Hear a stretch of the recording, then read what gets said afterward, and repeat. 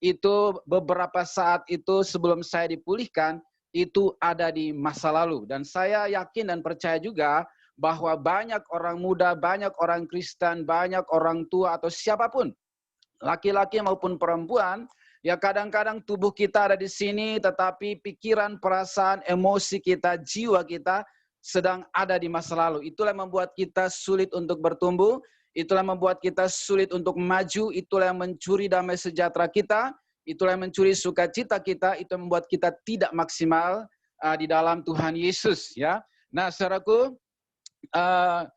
ketika kita menerima Yesus seperti yang kita lakukan di pertemuan kita yang lalu, itu baru langkah pertama. Ya, ketika seseorang lahir baru atau menerima Yesus dalam hatinya, maka apa yang terjadi pada saat itu adalah rohnya itu disempurnakan. Artinya rohnya yang dulu mati karena dosa kembali dihidupkan dan kembali terkonek dengan Allah.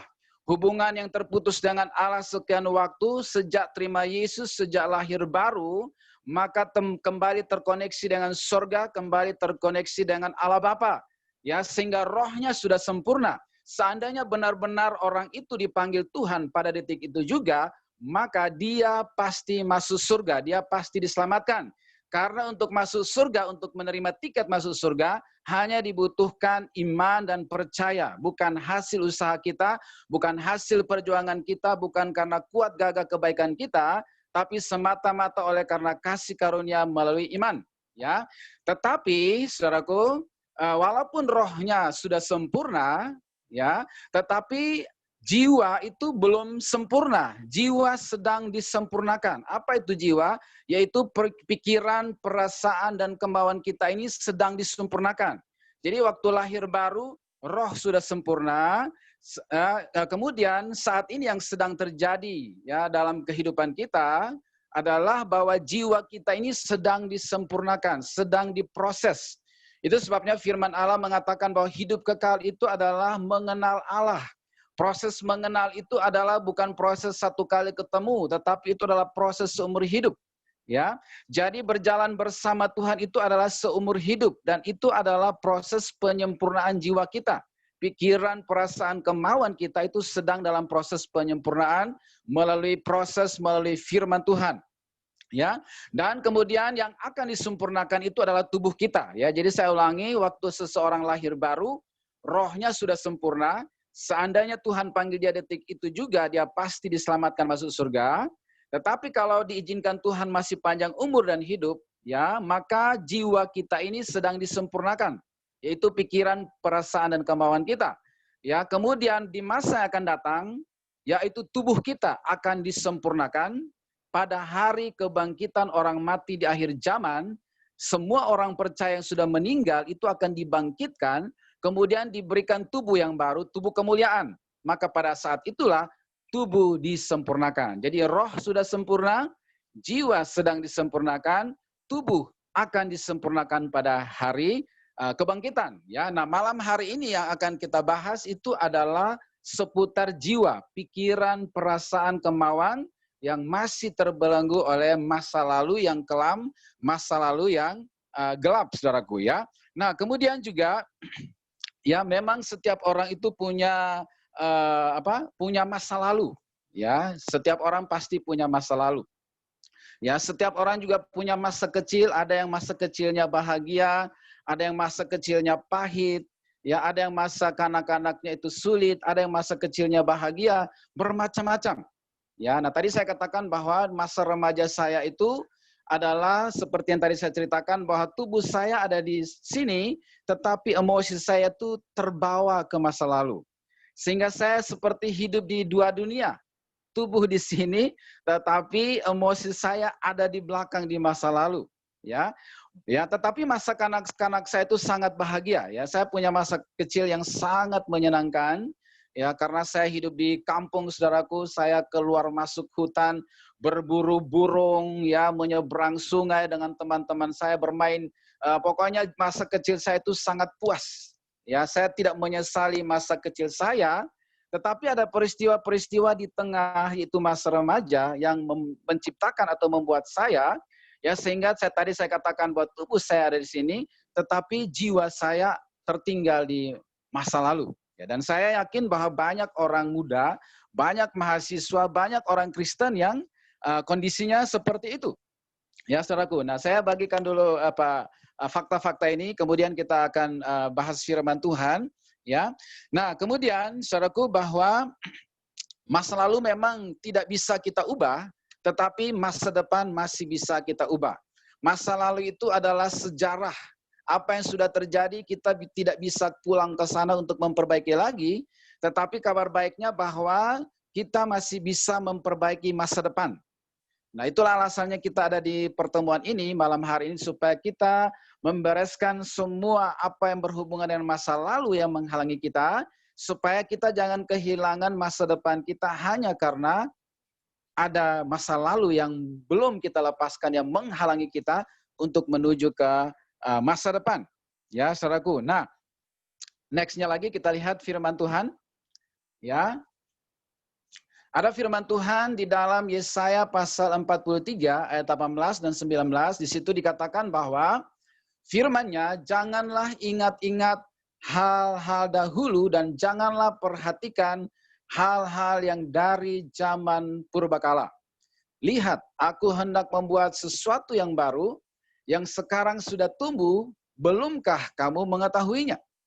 Ya, aku hendak membuat jalan di padang gurun, dan sungai-sungai di padang belantara. Ya, nah perhatikan firman Tuhan di situ dikatakan bahwa apa yang harus kita lakukan dengan masa lalu kita, ya, apa yang harus kita lakukan dengan masa kecil yang pahit, masa remaja yang pahit, yang mungkin masih mengganggu kita hari ini, membuat kita sulit bertumbuh, sulit mengenal Tuhan lebih lagi. Ya, bahkan kondisi itu sering membawa kita mundur ke belakang sehingga seolah-olah kita sedang ada di dua dunia sekaligus, yaitu masa kini dan masa lalu. Maka firman Tuhan mengingatkan kita pada malam hari ini, yaitu jangan ingat-ingat hal-hal yang dahulu. Ya, karena kelemahan orang Kristen, kelemahan anak-anak Tuhan adalah masih suka mengingat-ingat hal-hal yang dahulu. Memori kita itu penuh dengan pengalaman-pengalaman masa lalu. Padahal imajinasi dan memori itu adalah tempat Tuhan menaruh firman-Nya, tempat Tuhan menaruh visinya. Ya, tetapi iblis dengan berbagai tipu dayanya, kelicikannya lewat masa lalu yang pahit, dia mencoba untuk menguasai memori, pikiran, imajinasi kita, sehingga kita tidak pernah menerima visi ilahi daripada Tuhan, karena pikiran kita dipenuhi oleh apa yang pahit di masa lalu, sehingga Tuhan seolah-olah tidak punya tempat untuk menaruh masa depan atau menaruh visi ilahinya dalam pikiran kita. Nah, saudaraku, pikiran kita ini adalah tempat pertempuran yang paling sengit.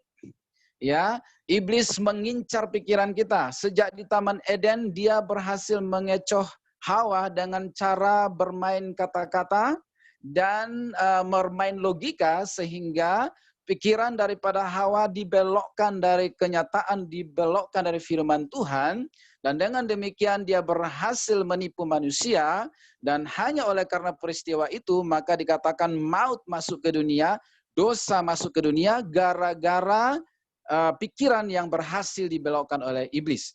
Jadi iblis mengincar pikiran kita. Kalau dia berhasil menguasai pikiran seseorang, sesungguhnya dia sudah menguasai orang itu. Ya, jadi kita harus sudah sangat berhati-hati dan apa yang kita ingat-ingat, memori kita, imajinasi kita, karena di situ adalah tempat pertempuran yang paling sengit. Tuhan di satu sisi ingin menaruh visi ilahinya di situ, tetapi iblis berusaha ya merusak pikiran, merusak imajinasi kita, merusak memori-memori kita, supaya sedapat mungkin dia mencegah Tuhan menaruh visi ilahinya dalam pikiran kita. Ya, makanya firman Tuhan katakan jangan ingat-ingat hal yang dahulu. Kemudian yang berikut dikatakan jangan perhatikan hal-hal yang dari zaman purbakala. Karena kelemahan kita orang Kristen ataupun manusia adalah suka mengingat-ingat yang dahulu, bukan cuma mengingat tapi diperhatikan, diplototin. Atau istilah sekarang tuh mungkin kayak di handphone tuh dibesarin, di zoom. Ya, sehingga kalau kita punya gambar di handphone dan kita besarkan atau di zoom, maka jerawat sekecil apapun itu bisa kelihatan. Ya, karena diperhatikan, dipelototin dan di zoom. Nah, banyak anak Tuhan juga yang menjum masa lalunya, ya, menjum pahit hatinya karena peristiwa masa lalu, sehingga itu menutupi matanya, sehingga walaupun ada masa depan yang penuh harapan yang Tuhan janjikan, dia tidak bisa melihat itu. Karena apa? Dia mengingat-ingatnya yang dahulu, dan menjum memperhatikan yang dipelototin itu adalah hal-hal yang dari purbakala. Yang dahulu kala itu yang diingat-ingat, lebih daripada masa depan yang Tuhan sediakan. Ya, kemudian yang berikut lagi, firman Tuhan juga katakan bahwa lihat, aku hendak membuat sesuatu yang baru. Ya, ada kata lihat. Artinya apa? Harus pikiran kita ini harus dialihkan. Pandangan kita yang selama ini terfokus ke masa lalu itu harus dialihkan. Ya, mulai melihat ke depan, mulai melihat kepada masa depan. Ya, jadi jangan ingat yang dahulu, jangan di zoom, diperhatikan, dipelototin. Sebaliknya, alihkan pandanganmu, lihat ke depan. Karena Tuhan katakan, aku hendak membuat sesuatu yang baru, yang sekarang sudah tumbuh. Belumkah kamu mengetahuinya? Jawabannya mungkin belum.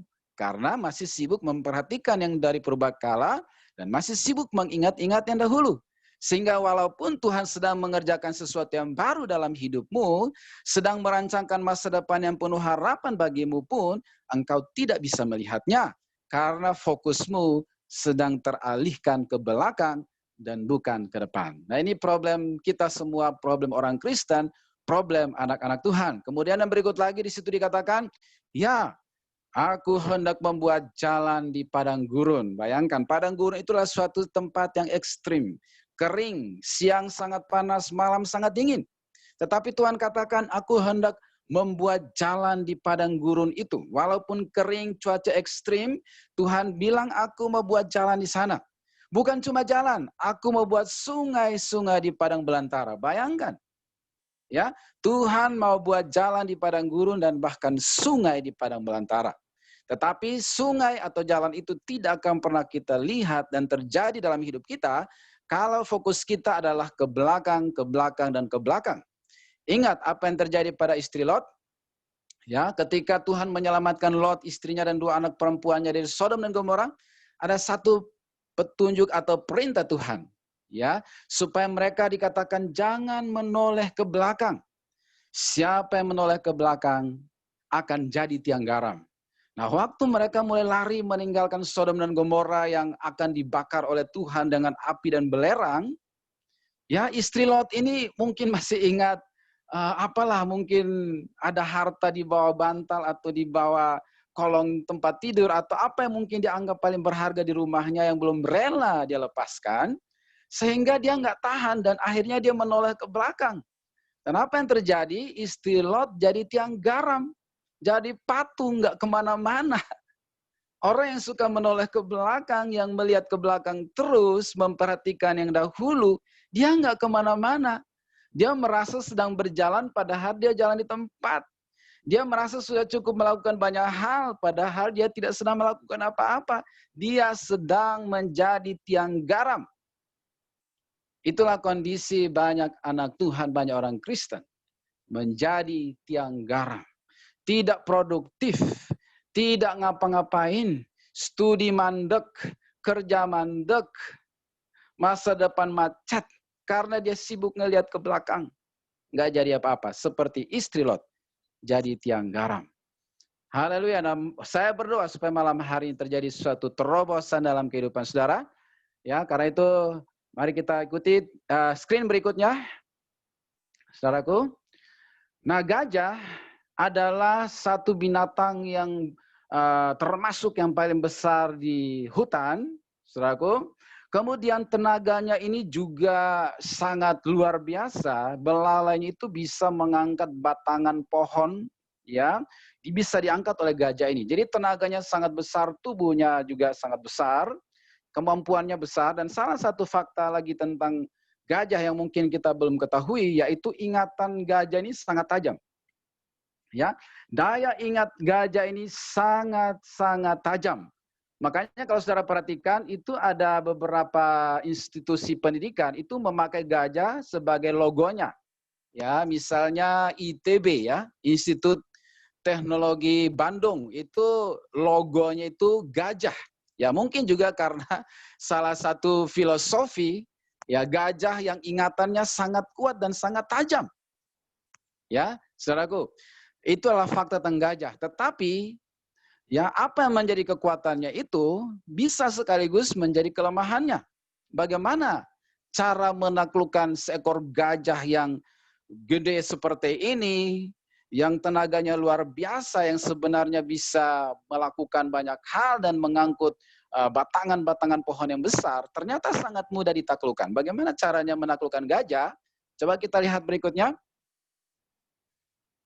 Ya, cara menaklukkan gajah ternyata sangat gampang. Jadi tadi saya katakan bahwa apa yang menjadi kelebihannya bisa sekaligus menjadi kelemahannya. Daya ingatnya yang kuat ternyata itu juga menjadi kelemahannya. Jadi cara menaklukkan gajah yang hebat besar dan tenaganya yang luar biasa itu cukup dengan seperti yang ada di gambar ini. Waktu dia kecil, ikatlah dia pada salah satu kakinya dengan sebuah rantai. Katakanlah rantai itu panjangnya 1 meter. Maka ketika gajah ini dia mulai bergerak mau maju ke depan, ya dia rasa kayaknya ada yang sakit di kakinya. Ya maka dia mundur karena dia merasa sakit. Dia coba lagi ke arah timur, ya juga setelah mencoba melewati jarak 1 meter, dia merasa sakit di tempat yang sama, di kakinya yang diikat rantai. Dia coba lagi ke barat juga merasa sakit setelah jarak 1 meter. Ya ke utara, selatan semua. Dia coba ke sana, timur, barat, utara, selatan. Dan dia selalu merasakan sakit pada bagian kaki yang sama. Karena dia mencoba berkali-kali dan merasakan sakit di tempat yang sama, maka ingatannya itu, memorinya yang tajam itu, merekam, mengingat. Dan berkata kepada dirinya sendiri bahwa saya tidak bisa pergi lebih jauh dari 1 meter. Ya, saudaraku. Karena apa? Setiap kali dia mencoba dan bahkan dia sudah mencoba berkali-kali dan ketika dia coba pergi lebih jauh dari 1 meter, selalu ada rasa sakit yang tidak bisa dia lawan di tempat yang sama, yaitu di salah satu kakinya. Ya, akhirnya dia menyimpulkan bahwa saya tidak bisa pergi lebih jauh dari 1 meter. Apa yang terjadi? Gajah ini bertumbuh besar, tetapi ingatannya berkata, kamu tidak bisa pergi lebih jauh dari 1 meter. Semakin besar, akhirnya menjadi gajah dewasa. Ya, dengan ukuran bodinya yang begitu besar, sebenarnya cukup 1 kali hentak maka rantai itu mungkin terlepas atau kayu di tempat di mana dia diikat itu bisa patah. Tetapi lagi-lagi ingatannya berkata, kamu tidak bisa pergi lebih jauh dari 1 meter. Bukankah kamu telah mencobanya berkali-kali dan gagal? Bukankah kamu selalu merasakan sakit di tempat yang sama? Sekali lagi, kamu tidak bisa pergi lebih jauh dari 1 meter. Wah, jadi ingatan yang tajam sekaligus menjadi kelemahannya. Maka gajah ini terpenjara dalam rantai 1 meter sejak dia kecil. Tidak bisa kemana-mana bahkan ketika dia sudah menjadi gajah dewasa. Di mana hanya butuh 1 kali hentakan untuk melepaskan diri pun dia tidak sanggup melakukannya karena ingatannya berkata, kamu tidak bisa pergi lebih jauh dari 1 meter. Kamu telah mencobanya dan kamu gagal. Kamu selalu sakit di tempat yang sama. Kamu tidak bisa melakukan apa-apa. Wah, maka gajah ini berhasil ditaklukkan. Ya, saudaraku. Jadi, ya, apa yang menjadi kekuatan daripada gajah ini sekaligus menjadi kelemahannya. Dan begini jugalah kondisi banyak anak Tuhan. Punya potensi yang besar untuk melayani Tuhan, tapi nggak bisa maksimal. Karena masa lalunya berkata, kamu tidak bisa lebih baik lagi. Kamu sudah gagal di masa lalu dan kamu tidak akan pernah lebih baik dari masa lalu. Ya, masa kecilmu pahit, maka masa depanmu mungkin akan lebih pahit. Ya, kamu sudah disakiti, maka sakit hatimu itu akan abadi dan tidak akan pernah disembuhkan. Dan itu secara tidak disadari menjadi penjara tersendiri seperti gajah ini. Itu ibarat rantai 1 meter yang telah memenjarakan gajah yang tenaganya sangat besar itu. Gajah ini dilumpuhkan dengan rantai 1 meter. Hari ini banyak anak Tuhan orang Kristen yang telah dilumpuhkan oleh peristiwa sesaat waktu mungkin dia masa kecil. Oleh satu kali kejadian waktu dia masa remaja, waktu SMP. Atau mungkin oleh satu kejadian waktu di SMA. Atau mungkin di masa-masa dia masih kecil. Dan itu melumpuhkan kekuatan orang Kristen, anak Tuhan. Sehingga tidak pernah meraih masa depannya, berjalan di tempat, menoleh ke belakang, dan tidak pernah sampai kemana-mana. Nah, kita akan identifikasi kira-kira masa lalu seperti apa saja yang telah berhasil memenjarakan banyak anak Tuhan, yang telah berhasil melumpuhkan kekuatan kemaksimalan anak-anak Tuhan. Kita coba identifikasi supaya malam hari ini kita boleh dipulihkan dan disembuhkan. Ya, coba kita lanjutkan. Next-nya lagi. Ya, next-nya. Ya, next-nya lagi. Ya, nah kita mulai identifikasi peristiwa apa saja yang menjadi masa lalu kita, yang bisa atau berpotensi bahkan telah menghentikan langkah kita seperti peristiwa gajah tadi. Yang pertama adalah peristiwa ketika saudara atau seseorang dalam kandungan. Mungkin saudara pernah akan diaborsi, ya, oleh orang tua saudara karena berbagai faktor. Ya, ada anak yang yang akan diaborsi oleh orang tuanya karena mungkin pernikahan dini atau married by accident karena kecelakaan, ya, sehingga hamil di luar nikah, sehingga tidak sanggup menanggung aib, sehingga orang tuanya pernah berencana untuk menggugurkan anak itu, tetapi ternyata kehendak Tuhan lain dan dia tetap lahir. Tetapi karena pernah ditolak atau akan digugurkan, maka itu meninggalkan spirit pemberontakan atau penolakan. Karena walaupun masih bayi, firman Tuhan katakan bahwa manusia itu dikenal oleh Tuhan sejak dalam kandungan. Bukan setelah lahir, baru dia itu disebut manusia, kemudian baru dikenal Tuhan. Firman Tuhan dalam Yeremia 1 ayat 5, di situ dikatakan bahwa sebelum dunia dijadikan, Tuhan sudah mengenal kita. Dan ketika seseorang dalam rahim ibunya, Tuhan sudah punya planning, Tuhan sudah punya rencana.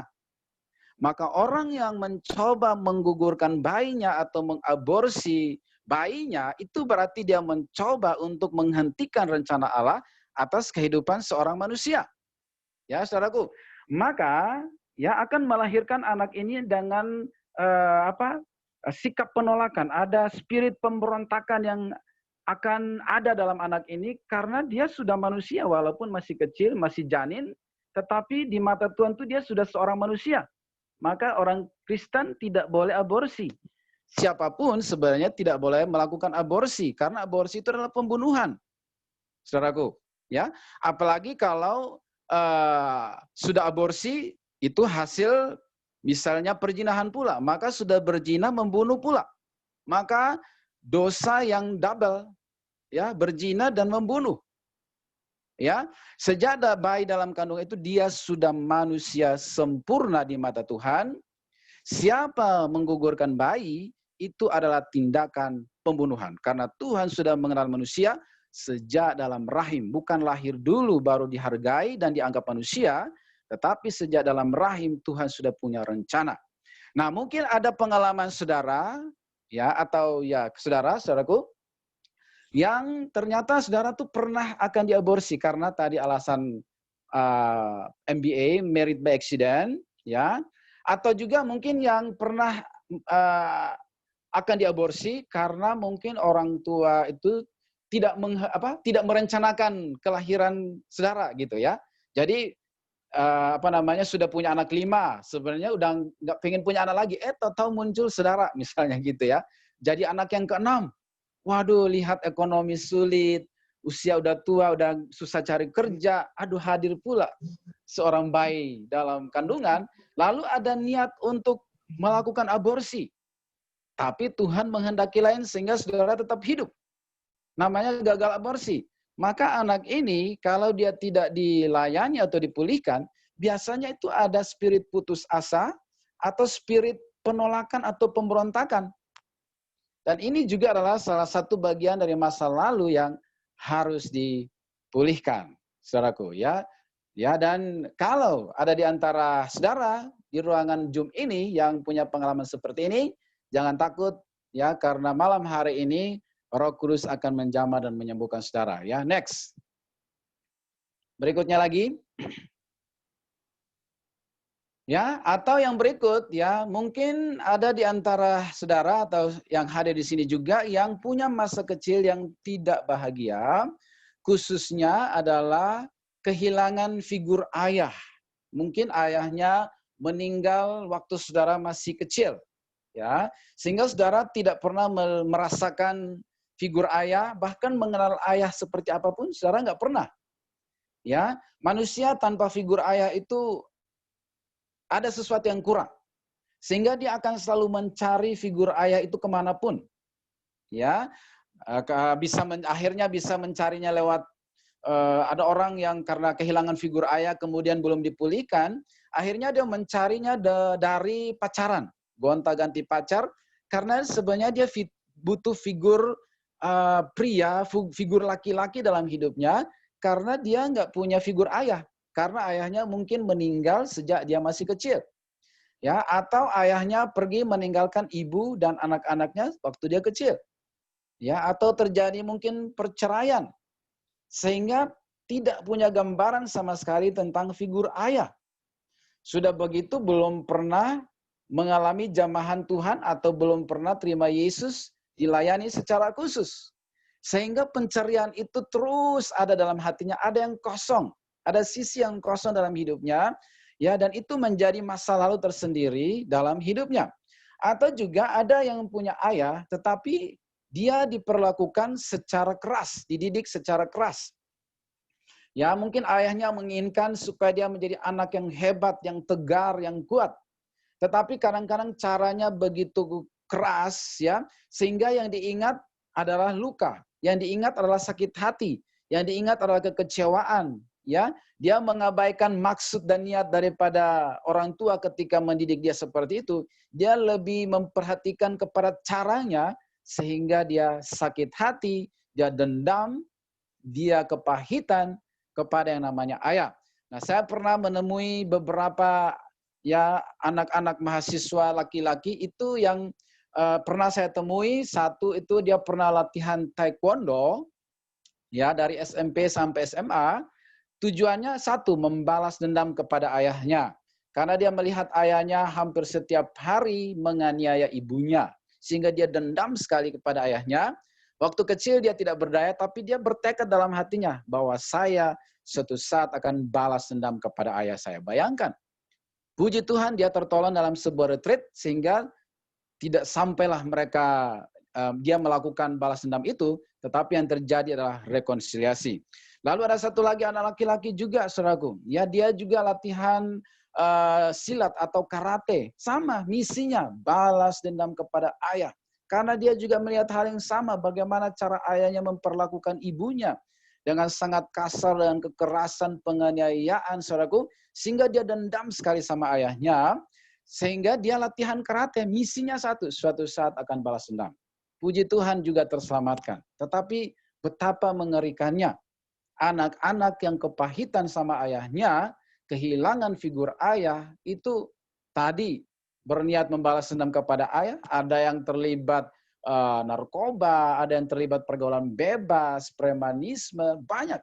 Karena apa? Kehilangan figur ayah. Ya, jadi saudara yang mengalami peristiwa yang mirip, saudaraku, itu perlu dipulihkan. Karena itu adalah masa lalu yang menghalangi saudara untuk maksimal. Ada juga seorang anak perempuan mahasiswa juga, saudaraku, yang dia kecewa sama pria. Ya, karena dia pernah disakiti oleh pria sehingga dia bersumpah, dia bertekad dalam hatinya bahwa dia benci semua pria. Ya, dia bahkan juga latihan itu karate, tapi bukan untuk balas ayahnya, tetapi balas dendam kepada laki-laki. Ya, jadi dia latihan karate dengan harapan suatu saat dia punya kesempatan balas dendam kepada laki-laki. Bayangkan, ya betapa mengerikannya hidup seperti ini. Nah, saya nggak tahu kondisi saudara, tapi mungkin juga ada di antara saudara yang punya masa kecil atau hubungan yang buruk dengan ayah saudara. Ya, jangan berkecil hati, malam hari ini ada jawaban Tuhan bagi saudara sekalian. Ya, berikutnya lagi kita lihat. Ya, ada yang masa kecilnya pahit karena menghadapi orang tua yang bercerai. Ayah entah kemana, mungkin merit lagi. Ibu juga pergi entah kemana. Saudara dititipkan nenek ke paman, ke bibi. Sehingga tidak pernah saudara merasakan belayan kasih sayang dari orang tua. Ya, maka ini juga menjadi masa lalu yang pahit yang bisa menghalangi seseorang untuk maksimal. Dan ini harus dipulihkan, harus didoakan supaya ini tidak menjadi penghalang bagi masa depan saudara. Ya, berikut. Next-nya lagi. Ya, next. Ya, atau mungkin ada yang pernah dibully ya, dibully waktu SD seperti yang ada di gambar. Ya, karena mungkin saudara di kelas saudara paling lucu, paling culun, ya. Akhirnya sering dikerjain, ya, dibentak, diancam, dipukulin, diperas, diminta duitnya. Ya, sehingga saudara tuh kepahitan ya sama beberapa orang di masa kecil saudara karena mereka sering ngebully saudara. Ya, sehingga saudara putus asa, merasa tidak berguna, merasa tidak berharga, ya, saudaraku, ya. Nah, ini juga perlu dipulihkan, perlu didoakan kalau saudara pernah dibully, ya, sehingga itu merusak image diri saudara, merusak gambar diri saudara, membuat saudara merasa tidak berharga, mungkin juga pernah berpikir ingin cepat-cepat berlalu dari dunia ini, ya. Jangan pernah lakukan itu karena Tuhan punya rencana yang besar atas saudara, ya. Oke, berikutnya lagi. Ya, berikut next. Nah, ini dia nih ya. Mungkin ada yang pernah diputusin sama pacar. Ya, yang cewek ditinggalin sama cowok. Waduh. Padahal udah cinta berat, udah berharap, udah terbayang-bayang suatu saat sudah terbayang-bayang apa namanya itu gaun pengantin. Ya, lagu apa namanya? Lagu pengantin ya. Sudah terbayang-bayang akan seperti apa masa depan. Tahu-tahu dia pergi sama orang lain, bahkan menikah sama orang lain. Aduh, duh, betapa menyakitkannya ya, saudaraku ya. Mantan ya, masih teringat-ingat sampai sekarang ya. Masih disimpan fotonya, tapi apa daya, dia udah nggak ada lagi. Ya, saudara, jangan habiskan masa depan dan merusak masa depan dan kehilangan sukacita hari ini hanya karena seorang mantan. Ya, mantan itu adalah jodoh orang yang nyasar pada saudara. Maka biarlah dia pergi karena dia tidak layak bagi saudara. Karena Tuhan sediakan yang lebih baik lagi bagi saudara, ya. Amin. Ya.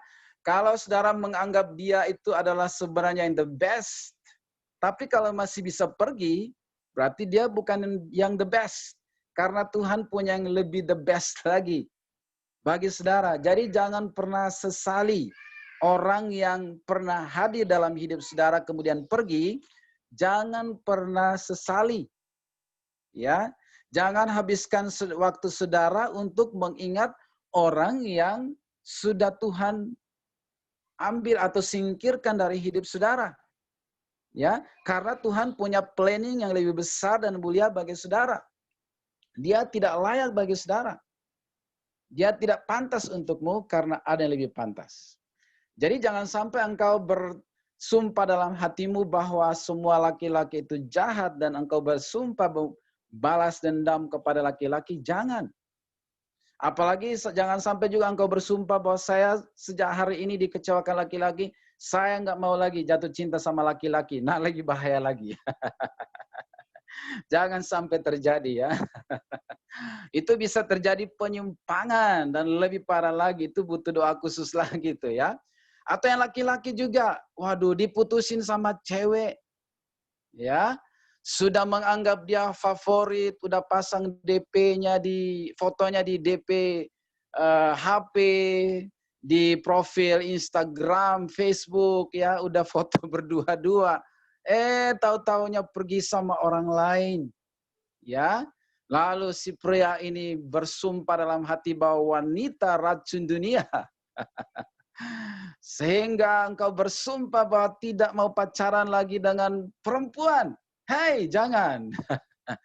Itu berbahaya, dangerous ya. Jangan sampai terjadi. Ya. Jangan rusak masa mudamu, masa remajamu, masa depanmu hanya karena ada seseorang yang pernah mampir dalam hidupmu kemudian pergi lagi. Itu berarti bukan untukmu karena Tuhan tahu yang terbaik untukmu. Haleluya ya.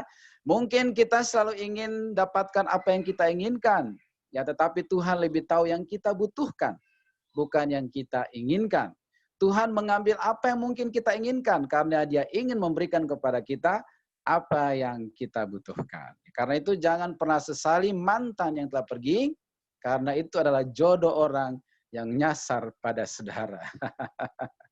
Ya, haleluya. Ya, nextnya lagi. Ya, ada yang mungkin pernah melakukan percobaan bunuh diri tapi nggak mati-mati, udah campur baygon, ya dengan dengan capcay atau tapi nggak mati-mati ya, ya udah ambil pisau, mau coba bunuh diri, lihat pisaunya karatan nggak jadi, takut kena tetanus ya, ya.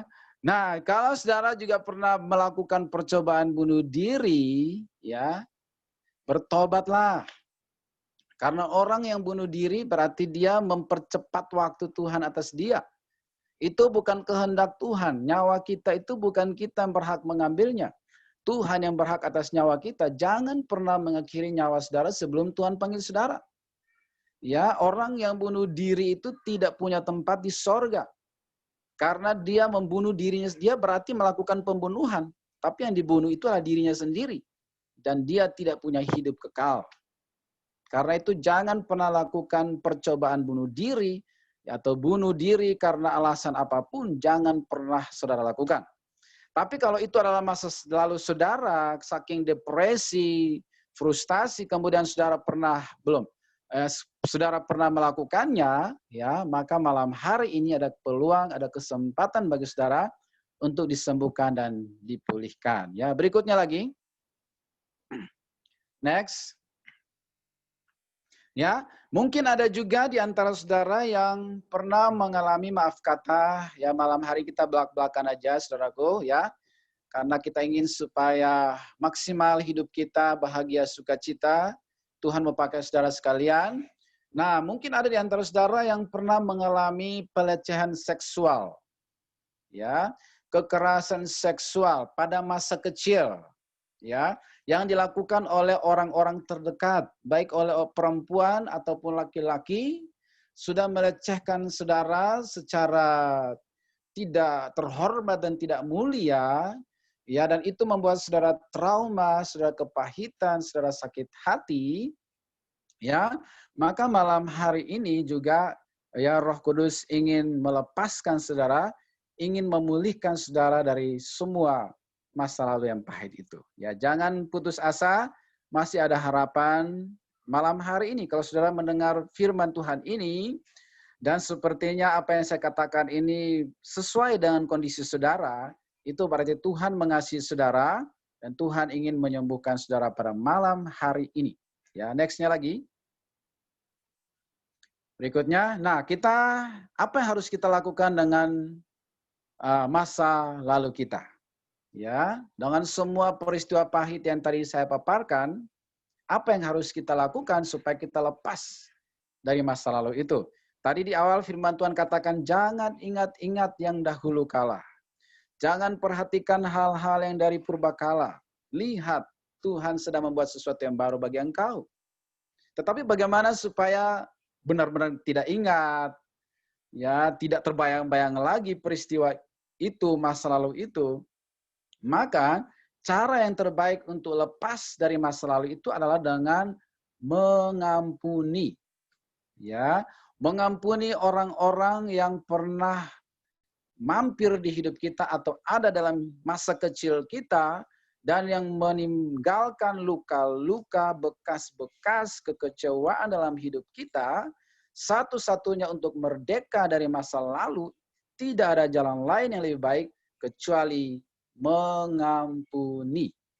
Firman Tuhan dalam Matius 6 ayat 14-15 mengatakan, karena jikalau kamu mengampuni kesalahan orang, Bapamu yang di sorga akan mengampuni kamu juga. Tetapi jikalau kamu tidak mengampuni orang, Bapamu juga tidak akan mengampuni kesalahanmu. Jadi kalau saudara tetap mau memeluk sakit hati itu dan kepahitan serta masa lalu yang pahit itu, maka saudara tidak akan pernah merdeka. Tetapi kalau saudara mengambil keputusan untuk mengampuni orang-orang yang bersalah kepada saudara, yang melukai saudara, yang meninggalkan luka-luka yang begitu dalam hidup saudara, ya, maka Tuhan juga akan mengampuni saudara. Ya, firman Tuhan katakan, jikalau kamu mengampuni kesalahan orang, Tuhan juga akan mengampuni, bukan hanya mengampuni, tapi akan menyembuhkan luka batin saudara, membalut luka-luka kekecewaan saudara, memberikan hati yang baru, sukacita yang baru, dan masa depan yang baru. Ya, berikut. Jadi jalannya itu adalah mengampuni. Yang kedua, di dalam Roma 12 ayat 19-21, di situ dikatakan, saudara-saudaraku yang kekasih, janganlah kamu sendiri menuntut pembalasan, tetapi berilah tempat kepada murka Allah, sebab ada tertulis, pembalasan itu adalah hakku. Akulah yang akan menuntut pembalasan, firman Tuhan. Tetapi jika seterumu lapar, berilah dia makan. Jika ia haus, berilah dia minum. Dengan berbuat demikian, kamu menumpukan bara api di atas kepalanya.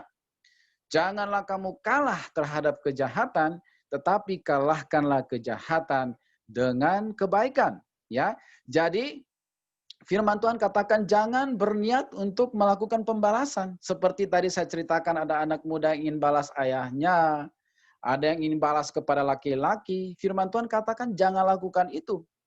Karena pembalasan itu adalah hak Tuhan. Kalau kita berusaha untuk membalas, berarti kita sedang mengambil haknya Tuhan.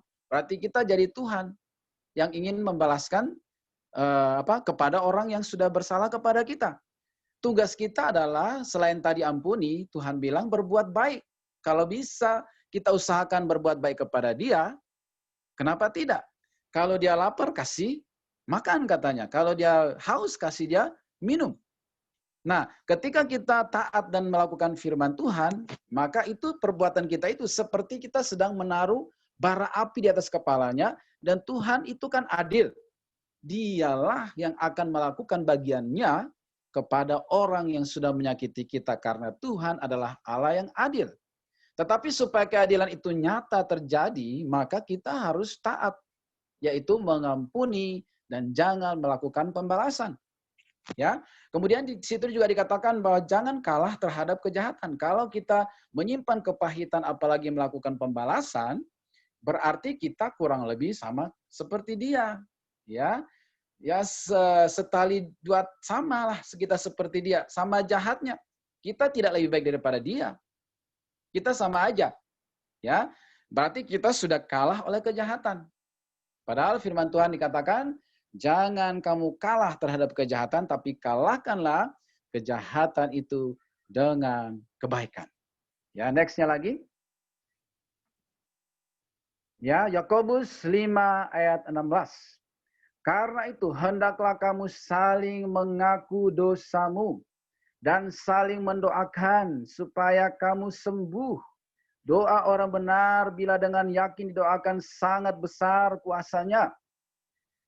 Ya, kemudian Amsal 28 ayat 13, siapa menyembunyikan pelanggarannya tidak akan beruntung, tetapi siapa mengakuinya dan meninggalkannya akan disayangi. Jadi yang ketiga adalah dikatakan hendaklah kamu saling mengaku dosamu. Harus terbuka dan jujur di hadapan Tuhan, ya, atau di hadapan seorang konselor, atau di hadapan seorang hamba Tuhan seperti acara kita malam hari ini. Kita harus jujur terbuka di hadapan Tuhan, ya, dan juga di hadapan hamba-hambanya, bahwa kita punya masa lalu yang pahit. Ya, maka ketika kita jujur, maka disitulah akan terjadi kesembuhan dan pemulihan. Sama seperti kalau kita ke dokter, maka dokter waktu kita datang dia akan bertanya, ya. Waktu kita datang ke dokter dia akan bertanya kepada kita, apa keluhanmu? Maka si pasien harus menjawab dengan jujur. Saya sakit di bagian ini, dan seterusnya. Maka berdasarkan kejujuran pasien ini menceritakan keluhannya, dokter itu akan mendiagnosa dan memberi pengobatan yang tepat. Maka di hadapan Tuhan, walaupun Tuhan itu adalah Maha Tahu, tetapi dia butuh sikap hati yang jujur kita di hadapannya untuk kita terbuka. Saat kita terbuka, disitulah Tuhan akan menyembuhkan dan memulihkan kita. Kejujuran adalah awal pemulihan. Hendaklah kamu saling mengaku dosamu dan saling mendoakan, maka kamu akan sembuh. Kalau ingin disembuhkan dari sakit hati, dari kekecewaan, dari kepahitan masa lalu, ya selain tadi mengampuni, jangan membalas, maka yang berikutnya ini adalah harus jujur. Harus terbuka. Baru Tuhan bisa sembuhkan. Kalau kita sembunyikan, maka Tuhan tidak bisa memulihkan kita. Tetapi kalau kita jujur dan terbuka, Tuhan akan memberkati kita. Seperti Amsal tadi dikatakan, siapa menyembunyikan pelanggarannya tidak akan beruntung. Semakin kita sembunyikan sakit hati kita, kita tidak beruntung. Seperti gajah tadi, ditaklukkan walaupun punya potensi untuk jadi pejabat, untuk jadi pemimpin, punya kepintaran yang hebat. Tetapi kalau masa lalunya dibiarkan dan ditutupi, maka itu akan mengikat saudara dan saudara tidak akan beruntung. Tetapi siapa yang mengakuinya dan meninggalkannya akan disayangi. Haleluya. Berikut. Ya, dalam Filipi 3 ayat 13 sampai 14. Saudara-saudara, aku sendiri tidak menganggap bahwa aku telah menangkapnya. Tetapi ini yang kulakukan. Aku melupakan apa yang telah di belakangku dan mengarahkan diri kepada apa yang di hadapanku. Dan berlari-lari kepada tujuan untuk memperoleh hadiah, yaitu panggilan surgawi dari Allah dalam Kristus Yesus. Jadi Tuhan sudah menyediakan hadiah bagi kita di depan, ya, yaitu panggilan surgawi dari Allah. Tuhan mau pakai saudara menjadi alat yang luar biasa. Tuhan membawa saudara kepada masa depan yang penuh harapan. Tetapi saudara harus melakukan seperti firman Tuhan ini, yaitu apa? Melupakan apa yang di belakangku dan mengarahkan diri kepada apa yang di depan, masa depan, dan berlari. Saudara harus lari, tinggalkan masa depan itu. Jangan jadi tiang garam seperti istri Lot. Lari, tinggalkan masa lalu. Bagaimana cara lari dari masa lalu? Bukan menyembunyikannya, tapi bawa kepada Tuhan. Nah, malam hari ini kita mau barter dengan Tuhan. Tukaran dengan Tuhan. Bawa kepada Tuhan masa lalu saudara, dan Tuhan akan berikan masa depan saudara. Bawa kepada Tuhan dosa-dosa masa lalumu, dan Tuhan akan memberikan pengampunan dan pembenarannya kepada saudara. Ya, bawa hati saudara yang terluka dan Tuhan akan berikan kesembuhan kepada saudara. Malam hari ini kita mau barter dengan Dia. Jangan simpan dosamu, jangan simpan masa lalumu, tapi jujur, bukakan di hadapan Tuhan, maka anugerah kesembuhan dan pemulihan akan turun pada saudara pada malam hari ini, supaya saudara berlari-lari kepada masa depan. Ya, nextnya lagi, apakah masih ada? Ya, dalam hidup ini hanya ada 3 hari, yaitu kemarin, hari ini, dan besok. Jangan sampai kehilangan hari ini dan besok hanya gara-gara kemarin. Ya, jangan sampai kehilangan sukacita hari ini, berkat hari ini, dan masa depan, gara-gara masa lalu. Ya, lalu berikutnya lagi, Kalau begitu, siapa yang belum? Masih yang tadi. Siapa yang harus saya ampuni dan lupakan? Orang-orang yang terlibat dalam masa lalu saudara. Siapa? Apakah itu orang tua saudara, ayah, ibu? Ya, apakah itu seseorang yang melecehkan saudara dari masa kecil? Apakah itu mantan? Siapa saja yang pernah melukai saudara? Satu-satunya jalan terbaik adalah ampunilah mereka.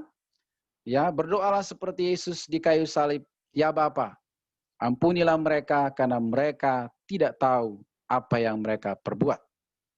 Ya, kalau urusan melupakan, asal saudara jujur, melupakan itu adalah Roh Kudus yang kerjakan. Ya, Roh Kudus yang akan menghapus memori-memori, imajinasi-imajinasi yang pahit dari ingatan saudara. Asal saudara jujur malam hari ini dan akui, maka urusan melupakan itu urusan Roh Kudus. Selama ini mungkin saudara ingin lupakan juga, tapi muncul lagi, dia auto muncul karena sudah tersave jangka waktu lama. Ya, sudah sering tayang, jam tayangnya cukup tinggi dalam memori saudara, sehingga kadang-kadang muncul sendiri, auto tayang. Saudara tidak ingin muncul, tapi muncul sendiri. Jadi urusan melupakan itu bukan dengan kekuatan saudara, tetapi urusan Roh Kudus. Tugas saudara adalah ampuni, maafkan, lepaskan. Maka Roh Kuduslah yang akan menolong saudara menghapus ingatan-ingatan yang pahit itu, ya, dan membawa saudara kepada masa depan yang baru. Haleluya. Nextnya lagi masih ada? Ya. Jadi kata kuncinya adalah jujur. Ya. Saya kasih contoh seperti ini ya. Jadi waktu kita berdoa, nanti saya izinkan kita ada doa di sesi di bagian terakhir, kita sudah dekat di ujungnya. Cara doanya seperti ini. Ya, intinya tadi kita sudah tahu bahwa harus jujur dan mengampuni. Ya, saya kasih contoh, Tuhan, ya di hadapan-Mu saya jujur bahwa masa lalu saya itu begini, begini, begini, dan begini. Tetapi, jadi kata kuncinya itu adalah jujur, tapi di belakangnya ada tetapi. Ya, saya sakit hati, saya kepahitan, saya benci, saya dendam, saya kecewa, tetapi malam hari ini saya mau mengampuni, saya mau melupakan, saya mau melepaskan kasih dan pengampunan. Inilah dua kata kunci yang akan membuat saudara forgive and forget, mengampuni dan melupakan. Inilah dua kata kunci yang akan melepaskan, memerdekakan saudara dari masa lalu sepahit apapun. Tidak ada yang mustahil, asal saudara jujur dan tetapi.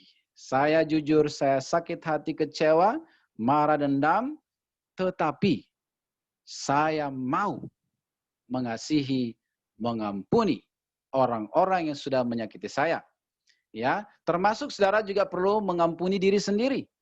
Ya, kadang-kadang kita saking kecewa karena menyadari bahwa seharusnya kita tidak lakukan kesalahan itu, tetapi faktanya adalah kita sudah lakukan, sudah terjadi. Sehingga kita juga menyesali diri sendiri dan benci diri sendiri. Maka orang berikut yang saudara harus ampuni adalah diri saudara sendiri.